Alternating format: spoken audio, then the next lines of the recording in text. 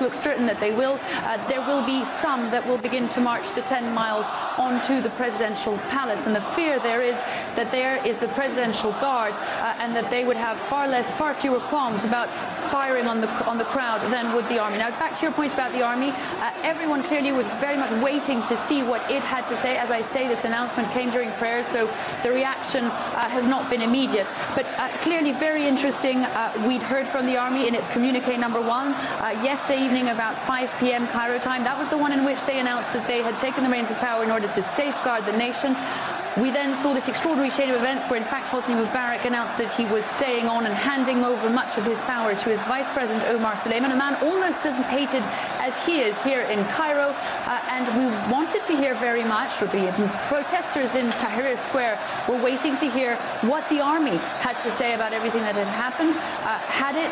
Would it indeed back what Hosni Mubarak had to say? Well, in the end, what we've just heard on Egyptian state television is that it backs him, and very much so, going so far as to make itself a sort of guarantor of his reforms. Mention was made of the very much hated emergency laws that have been in place here since 1981, when Hosni Mubarak took power, and which give police almost unlimited powers of detention.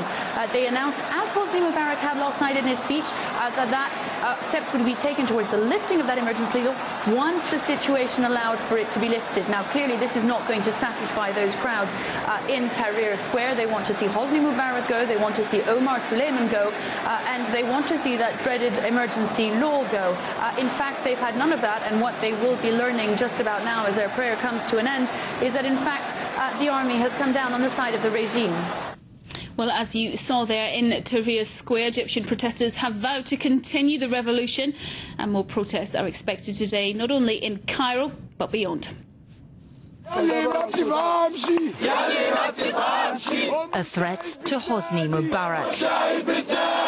These